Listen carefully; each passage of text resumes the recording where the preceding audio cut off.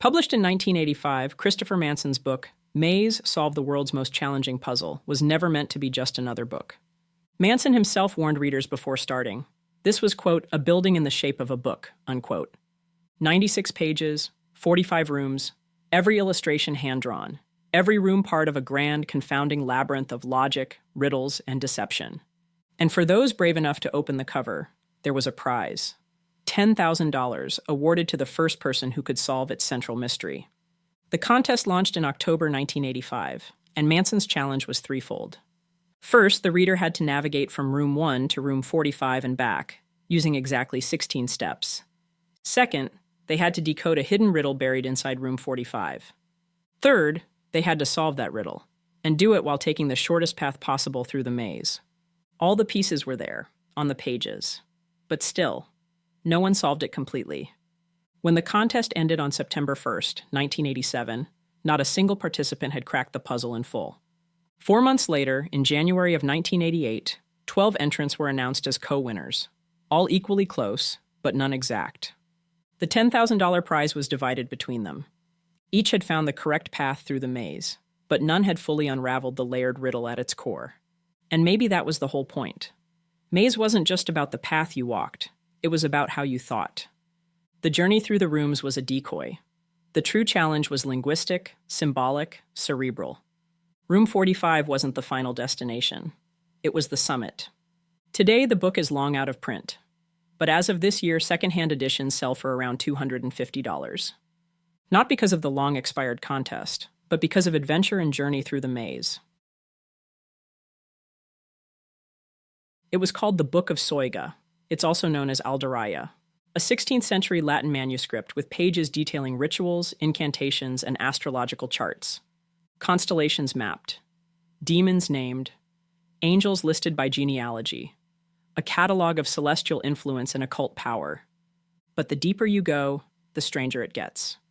The book cites other magical texts, books that no longer exist, suggesting Soyga was just one part of a much larger lost system of knowledge. And at its heart, the mystery that has never been cracked. 36 pages, filled with 36 grids, each one packed with letters. Thousands of them. 46,656 characters in total. No explanation, no key, just a wall of symbols.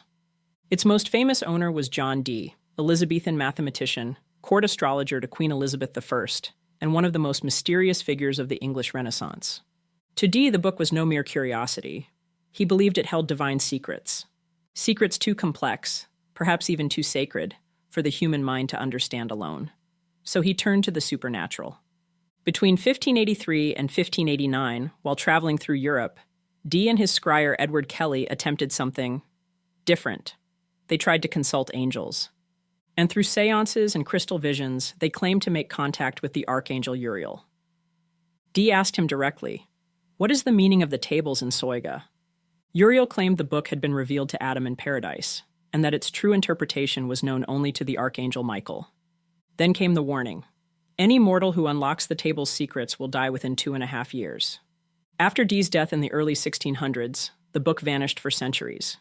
It was thought to be lost, scattered with the ashes of a forgotten occult age. Then, in 1994, the impossible happened. Not one, but 2 copies of the Book of Soyga were rediscovered. One in the British Library, the other in the Bodleian Library at Oxford. The text was once again available. Enter Jim Reeds, mathematician, cryptologist, and one of the few minds prepared to face the manuscript on its own terms. Over a decade of painstaking study, Reeds unlocked something extraordinary. In 2006, he cracked the code behind the book's 36 tables. Using a mathematical formula, he determined how each grid was constructed. At the core of each one, a unique seed word, the starting point for generating the letter sequences that fill the tables. He even identified shared errors in both surviving manuscripts, revealing they were likely copied from the same flawed original. But here's the paradox. We now understand how the tables were made. We still don't know why. The purpose, the message, the meaning behind the patterns remains unknown. Reeds himself noted that another section of the book, Liber Radiorum, lists code words for 23 of the tables, along with number sequences whose relationship to the words is still a mystery. A cipher where the math is clear, but the intent is not. Some believe the tables are more than puzzles, that they represent the structure of the cosmos itself. That would align with John Dee's own beliefs, his search for a universal language of creation, rooted in sacred geometry, Kabbalistic magic, and the hidden harmonies of numbers and names. For Dee, science and mysticism weren't separate pursuits. They were two sides of the same divine truth. Nearly 5 centuries later, the tables still sit mysteriously. Not because they can't be read, but because they haven't yet been understood.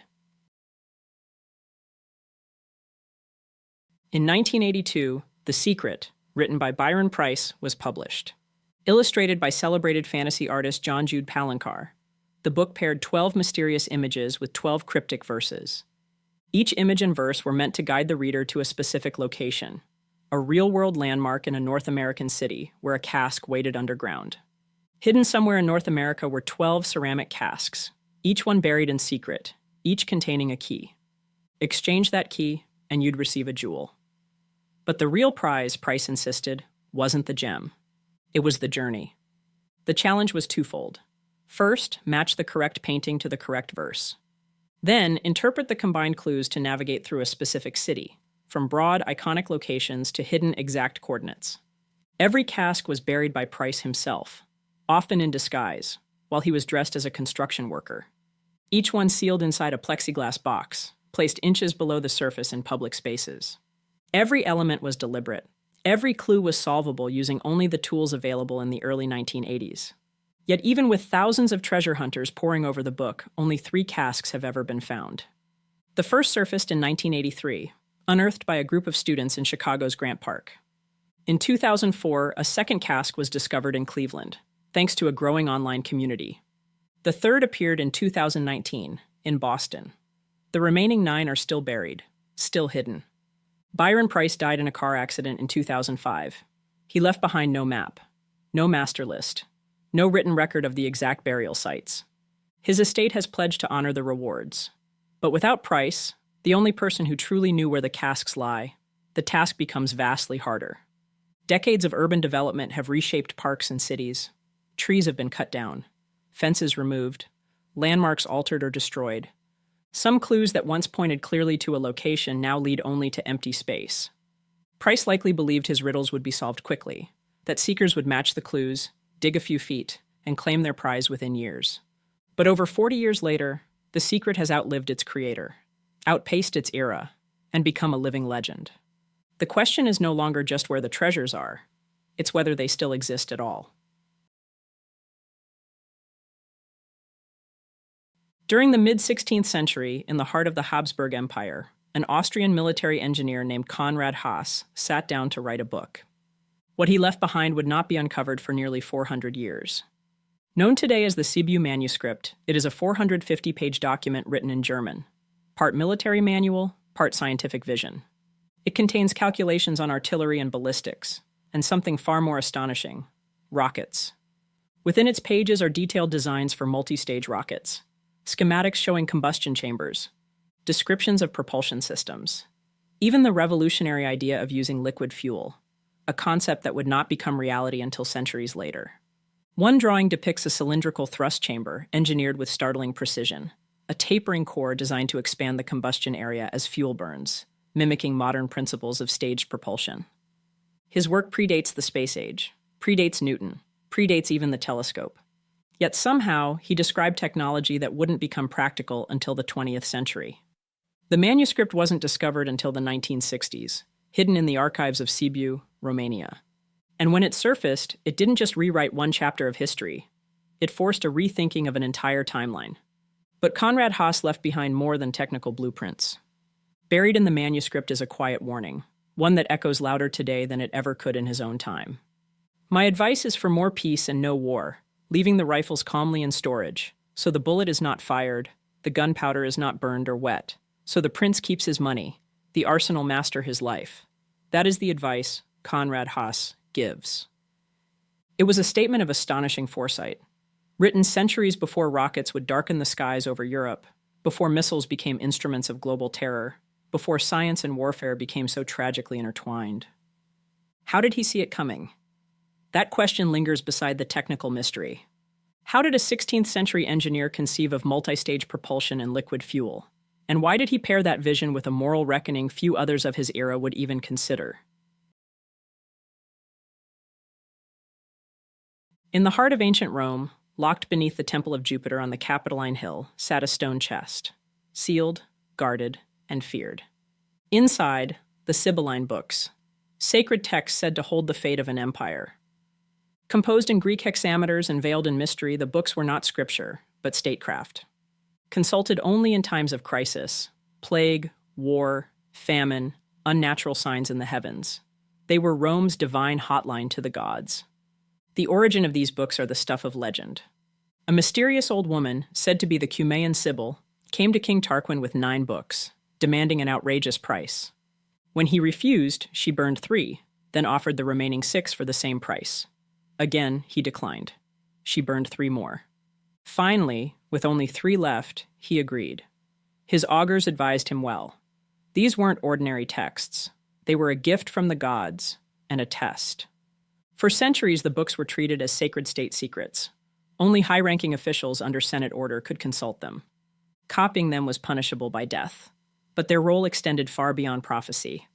They shaped public policy, justified foreign wars, and introduced new cults and foreign deities into Roman religious life, often with political intent. Divine will, as interpreted through the Sybylline Books, could steer an empire, or save it. Yet their story is also one of fire, loss, and manipulation. In 83 BCE, the original collection was destroyed in a fire during Rome's civil war. In the decades that followed, the Senate scrambled to replace them, collecting oracles from across Italy, from temples, cities, even private citizens. But this patchwork prophecy soon drew suspicion. Around 12 BCE, Emperor Augustus, determined to unify and control the Roman religious order, ordered a purge. Thousands of texts were destroyed. Only a select few hundred, deemed genuine, were preserved. These were moved to the newly built Temple of Apollo under imperial supervision. It was a deliberate act, not just of preservation, but of curation. A rewriting of the prophetic record. A reshaping of Rome's spiritual narrative. What was lost and why remains one of history's most unsettling questions. Later emperors attempted to preserve what remained, but the books would burn again, for the final time, in 405 AD, reportedly on the order of General Stilicho. They remind us that history isn't just shaped by facts, but by secrets locked in stone boxes, and those bold enough to read them. Thank you for joining us for another episode of Fireside Unsolved. If you haven't already, please like and subscribe to help the channel grow. Until next time, take it easy and be easy, you filthy bastards.